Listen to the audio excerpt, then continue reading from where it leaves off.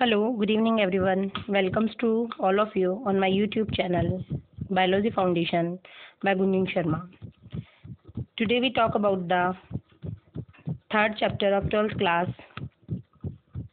which is known as the Human Reproduction, Part 3, and specifically we discuss about the topic of oogenesis. First of all, I would like to say that जो बच्चे या जो लोग channel के ऊपर नए हैं वो चैनल को सबसे पहले सब्सक्राइब करें और वीडियो अगर अच्छा लगे तो लाइक बटन पे क्लिक करें और आगे से आगे वीडियो को शेयर करें ताकि लॉकडाउन पीरियड में कोरोना पैंडेमिक सिचुएशंस के दौरान ज़्यादा से ज़्यादा स्टूडेंट्स को इसका बेनिफिट मिल सके। आज की जो क्लास है वो स्पेसिफिकली oogenesis से रिलेटेड है। सबसे पहले हम बात करते हैं गैमेटोजेनेसिस की। प्रीवियस वीडियो में मैंने आपको बताया था formation of gamete from gamete mother cell known as the gametogenesis. Gametogenesis is of the two types, number 1 spermatogenesis and second oogenesis.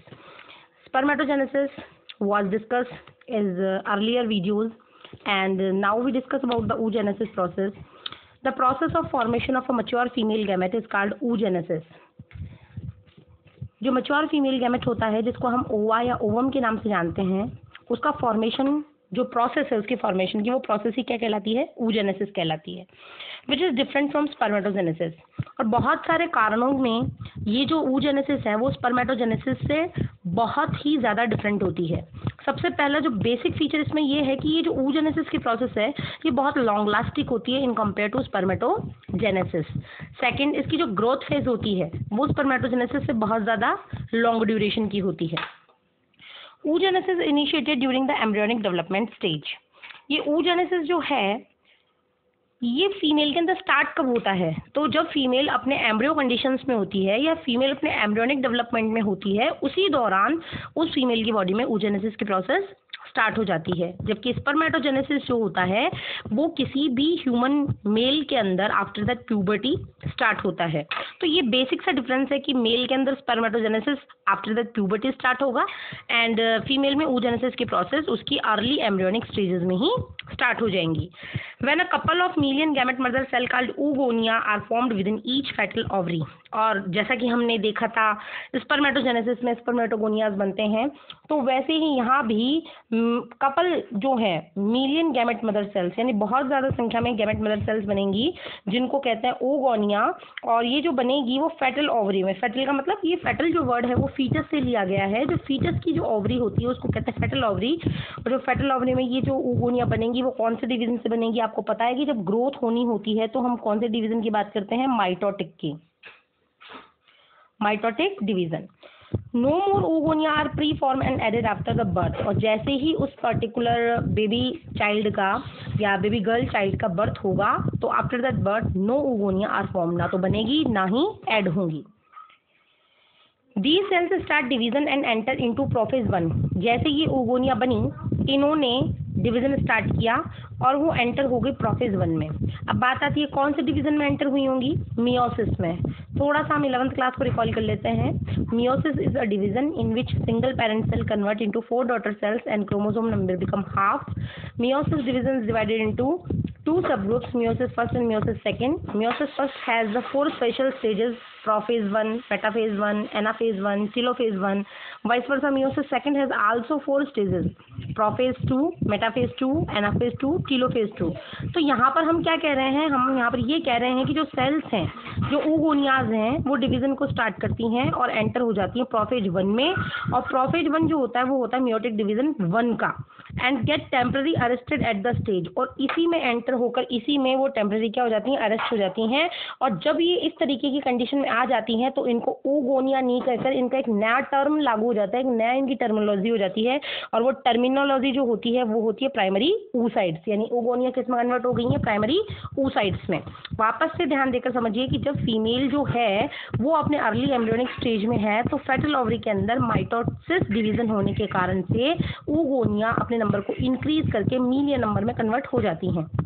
After that ये oogonia मियोसिस फर्स्ट के प्रोफेज फर्स्ट में जाकर temporary कुछ देर के लिए अरेस्ट हो जाती हैं, वहाँ पे उनका डेवलपमेंट रुक जाता है। और जब ये स्थिति आती है तो वो कहलाती हैं primary oocytes। Each primary oocyte then get surrounded by a layer of granulosa cells. ये ग्रेनुलोसा सेल्स क्या होती हैं? ग्रेनुल्स का मतलब तो दानेदार संरचना है। तो ये जैसे सपोज दैट ये मैंने एक सेल बनाई है आपके सामने, और ये जो सेल है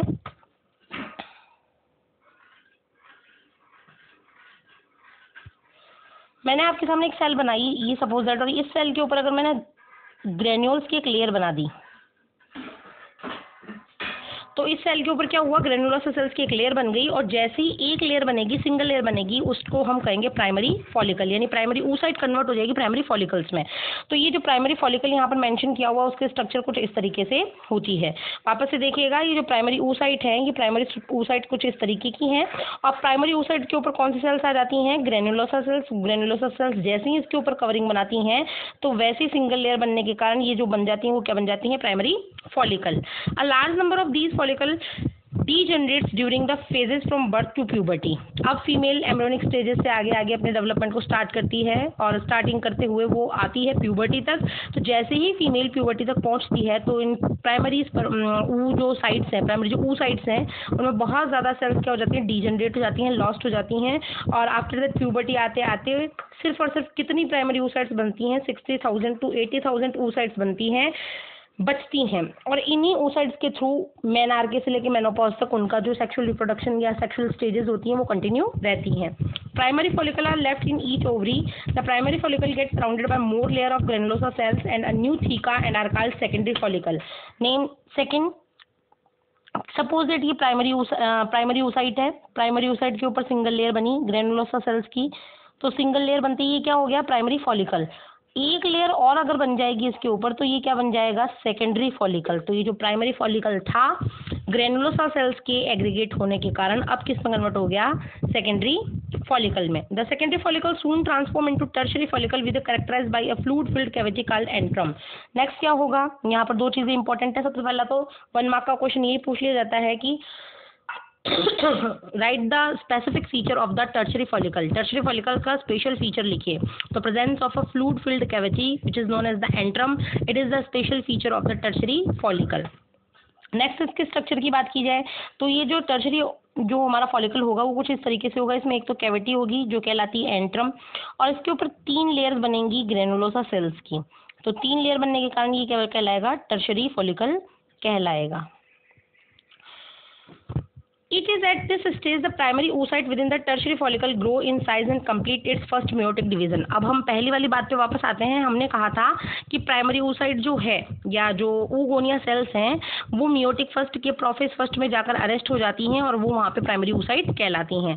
तो प्राइमरी oocyte के ऊपर ग्रेनुलोसा सेल्स बनी हैं, लेकिन प्राइमरी oocyte तो एज इट इज है। तो जो प्राइमरी oocyte अंदर की तरफ एज इट इज होती है, वो अपना meiotic डिवीजन क्या कर लेती है? कंप्लीट कर लेती है। मतलब प्रोफेज 1, मेटाफेज 1, टीलोफेज 1, एनाफेज 1, ये सारे स्टेप से वो गुजरकर मियोटिक सेकंड डिवीजन में आकर अपने सारे जो भी प्रोसेस है मियोसिस के, उनको कंप्लीट कर लेती है। It is an unequal division. Meiosis जो डिवीजन होता है वो अनइक्वल होता है, क्योंकि एक सेल में बहुत ज्यादा साइटोप्लाज्म चला जाता है और एक में बहुत थोड़ा कम जाता है, resulting the formation of large haploid secondary oocyte। तो जिसमें ज्यादा साइटोप्लाज्म जाएगा वो तो बन जाएगा सेकेंडरी oocyte, और जिसके अंदर बहुत कम जाएगा वो बन जाएगा टिनी फर्स्ट पोलर बॉडी। तो कुछ इस तरीके से होगा कि जैसे ये प्राइमरी oocytes हैं, और प्राइमरी oocyte में जब ये डिवीजन होगा तो कुछ इस तरीके की स्थिति आएगी। ये तो बन जाएगा सेकेंडरी oocyte, और ये बन जाएगा first polar body. The second oocyte then bulk of the nutrient rich cytoplasm of the primary oocyte। तो secondary oocyte के अंदर बहुत ज्यादा साइटोप्लाज्म आ जाएगा। The tertiary follicle further change into the mature Graafian follicle, और tertiary follicle कन्वर्ट होगा Graafian follicle में। क्या डिफरेंस है? tertiary के ऊपर ग्रेनुलोसा सेल्स की लेयर कितनी है? 3, और Graafian follicle के ऊपर बहुत ज्यादा अमाउंट के अंदर ग्रेनुलोसा सेल्स की क्या बन जाती हैं? लेयर्स बन जाती हैं। The secondary oocyte forms a new membrane called zona pellucida surround it, और अंदर की तरफ जो है, ये जो हमारी सेकेंडरी oocyte है, उसने एक प्रोटेक्टिव कवरिंग बना ली है, और वो कवरिंग क्या कहलाती है? Zona pellucida. और ये जोना पेलोसिडा आगे जाकर उस सेकेंडरी oocyte की प्रोटेक्ट करने का वर्क करती है। The Graafian follicle now rupture, जैसे ही फुल मैच्योरेशन होता है ग्राफियन फॉलिकल रप्चर होता है टू रिलीज सेकेंडरी oocyte, और अपने में से सेकेंडरी oocyte को रिलीज कर देता है from the ovary by the process called ovulation. और ये प्रोसेस ही क्या कहलाता है? ओवुलेशन कहलाता है। जनरली मेंस्ट्रुअल साइकिल के 14th डे ही पॉसिबल होता है। तो ओवुलेशन की अगर एग्जैक्ट आपको डेट पूछी जाए तो मेंस्ट्रुअल साइकिल के हाफ में, मिड साइकिल में 14th डे को आपको मेंशन करना है। डायग्रामेटिक रिप्रेजेंटेशन देखते हैं। ये आपका ओवरी का डायग्राम दिखा रखा है। ओवरी के अंदर फॉलिकल्स डेवलपमेंट दिखा रखा है। फर्स्ट नंबर पे जो है ये प्राइमोडियल सेल्स है। प्राइमोडियल सेल्स का मतलब जो भी कोई फीमेल गैमेट मदर सेल्स है उनको प्राइमोडियल सेल्स का है। जैसे ये प्राइमरी फॉलिकल सेल्स हैं ये किस में कन्वर्ट हुई, प्राइमरी oocyte में, और प्राइमरी oocyte कन्वर्ट हुआ फिर किसमें, प्राइमरी फॉलिकल में। नेक्स्ट उसके बाद जो ये है प्राइमरी जो फॉलिकल्स हैं ये कन्वर्ट हो जाते हैं आपके सेकेंडरी फॉलिकल्स में, और ये जो है फिर उसके बाद में ये जाते हैं ग्रोविंग डिफरेंट ग्राफिन फॉलिकल्स के फॉर्मेशन में। फिर उसके बाद में ये जाते हैं ग्राफिन फॉलिकल जैसे ही 14th डे आता है तो 14th डे के होने के कारण ये रप्चर हो जाता है। रप्चर होने से सेकेंडरी oocyte बाहर निकल जाती है, और ये जो बचा हुआ पोर्शन है, ये बचा हुआ पोर्शन जो कहलाता है ये कहलाता है कॉर्पस ल्यूटियम में कन्वर्ट होता है, और ये जो oocyte थी सेकेंडरी oocyte वो अलग हो जाती है, और इस तरीके से ये जो कार्पस ल्यूटियम है वो आगे जाकर डीजनरेट हो जाता है। तो ये प्रोसेस, ये साइकिल्स इसमें ओवरी में कंटिन्यू चलते रहते हैं।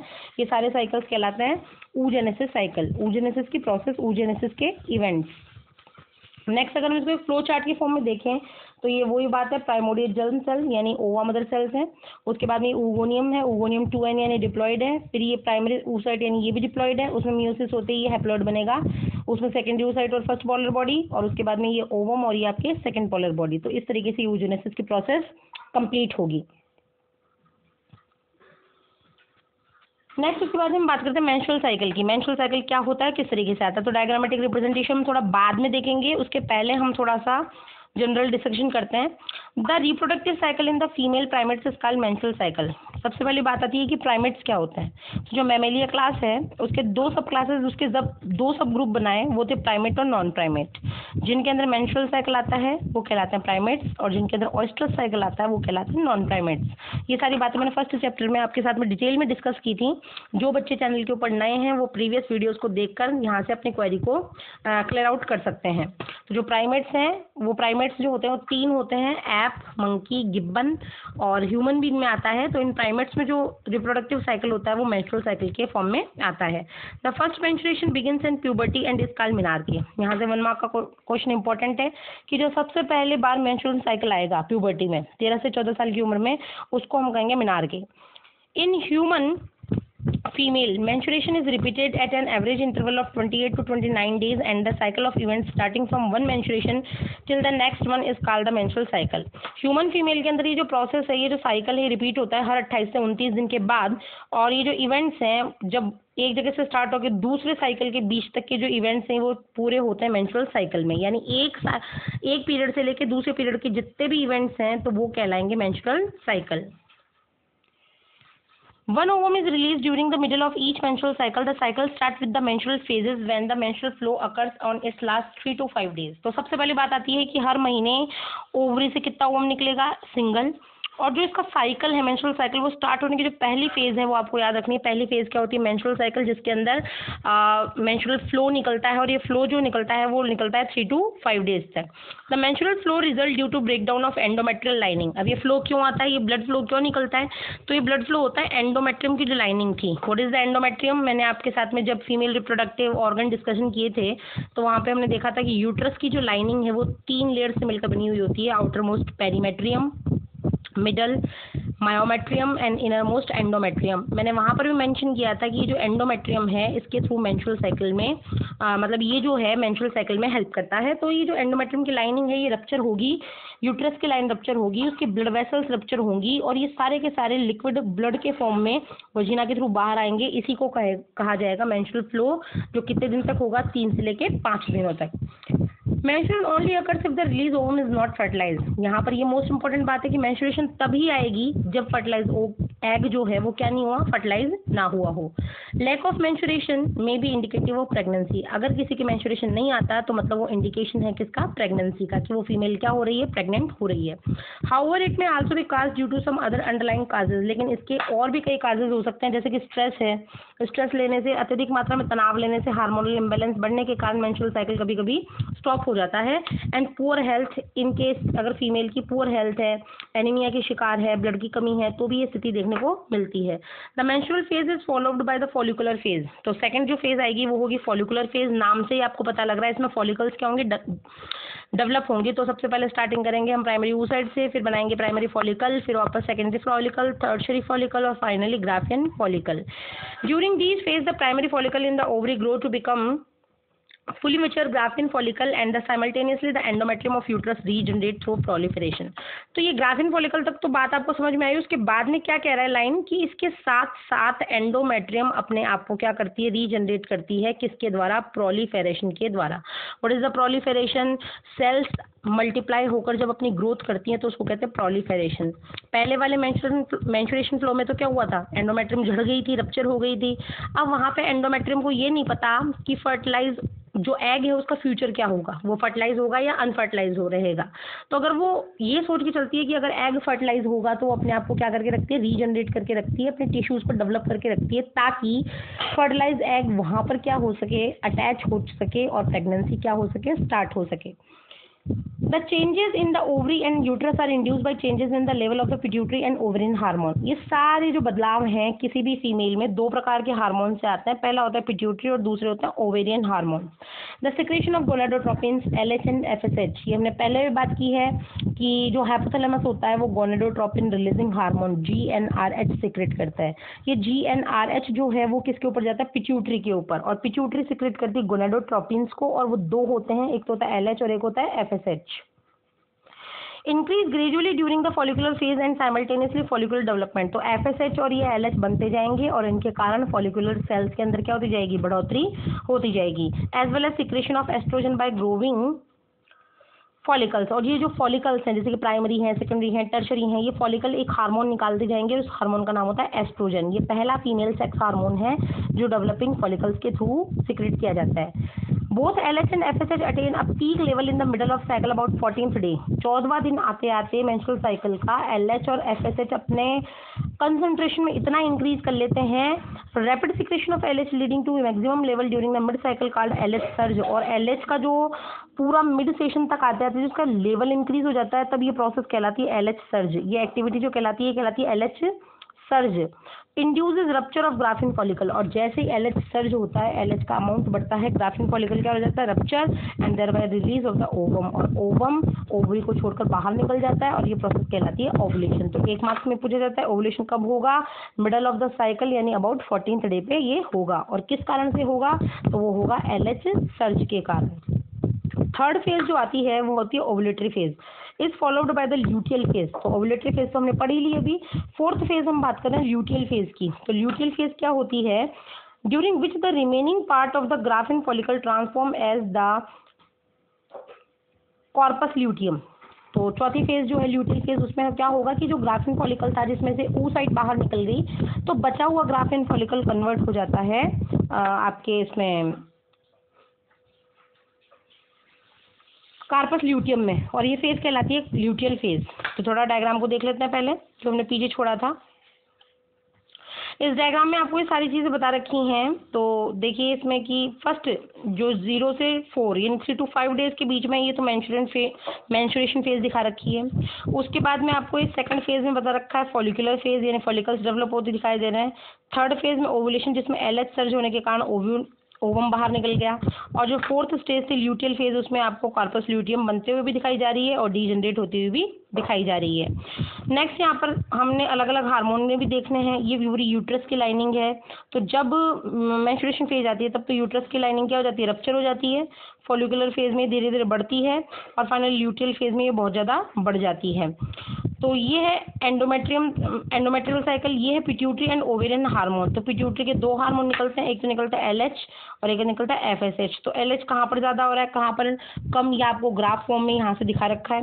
नेक्स्ट उसके बाद में ये जो ओवेरियन हार्मोन जिसमें एस्ट्रोजन और प्रोजेस्टेरोन। तो एस्ट्रोजन तो सीक्रेट होता है डेवलपिंग फॉलिकल से और प्रोजेस्टेरोन निकलता है किससे, ल्यूटियल फेज से। तो प्रोजेस्टेरोन को हम प्रेगनेंसी हार्मोन भी कहते हैं।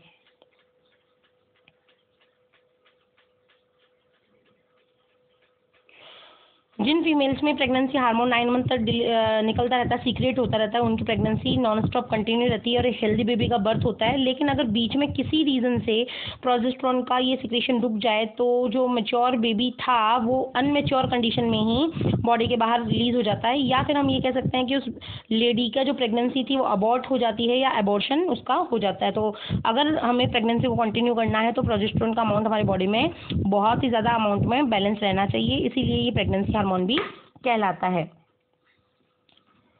नेक्स्ट उसके बाद में ये डायग्राम है, इसमें प्राइमोडियल फॉलिकल्स आपको दिखा रखे हैं स्टार्टिंग वाले।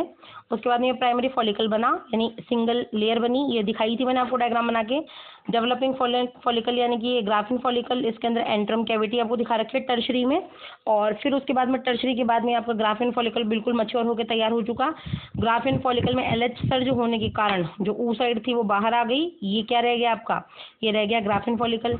बचा हुआ जो रिमेनिंग पार्ट्स थे वो कन्वर्ट हो गए कॉर्पस ल्यूटियम में, और कॉर्पस ल्यूटियम जब खत्म होने वाला होता है तो वो बन जाता है कार्पस एल्बिकेंस। तो ये पूरा मैंने आपको डायग्रामेटिक इसमें शो किया है।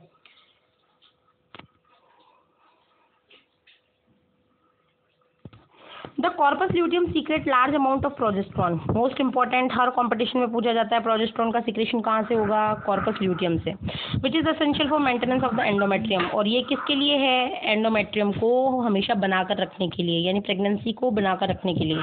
तो ये प्रेगनेंसी हार्मोन भी कहलाता है। Such an endometrium is necessary for the implantation. ये एंडोमेट्रियम जरूरी क्यों है, क्योंकि यहाँ पर फर्टिलाइज एग क्या होगा, इम्प्लांट होगा, उस लेयर से आके जम जाएगा, अटैच हो जाएगा, इसको बोलते हैं इम्प्लांटेशन की process. And other event of pregnancy भी यहीं से स्टार्ट होंगे। During pregnancy all event of menstrual cycle stop and there is no menstruation. अगर प्रेगनेंसी स्टार्ट हो जाती है तो जो हमने 4 स्टेजेस पढ़ी, पहली मेंस्ट्रुएशन, दूसरी follicular, third ovulatory, fourth luteal और फिफ्थ वापस से जो है स्टार्टिंग जो देखा साइकिल का, ये सारे के सारे फेजेस क्या हो जाते हैं, रुक जाते हैं इन केस फीमेल क्या हो चुकी है, प्रेग्नेंट हो चुकी है। In the absence of fertilization, लेकिन मान लीजिए कि प्रेगनेंसी नहीं हुई, फर्टिलाइजेशन नहीं हुआ, तो the corpus luteum degenerate, corpus luteum degenerate होगा, खत्म होगा। अभी मैंने डायग्राम शो किया और ये कन्वर्ट हो जाएगा कार्पस एल्बिकेंस में।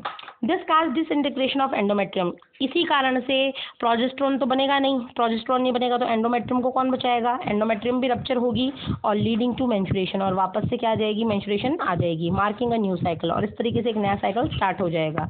इन human being menstrual cycle ceases is about 50 years of age. Ceases का मतलब स्टॉप होना।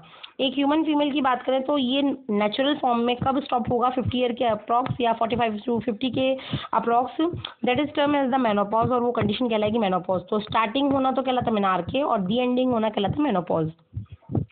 Cyclic menstruation is an indicator of normal reproductive phase. किसी फीमेल के अंदर अगर ये साइक्लिक फॉर्म कंटिन्यू और नॉर्मल तरीके से चलती है तो मतलब उसका रिप्रोडक्टिव जो फेज है वो नॉर्मल है and extend between menarche and menopause. और कहाँ से कहाँ तक एक्सटेंड करेगा, मेनार्के से लेके मेनोपॉज तक।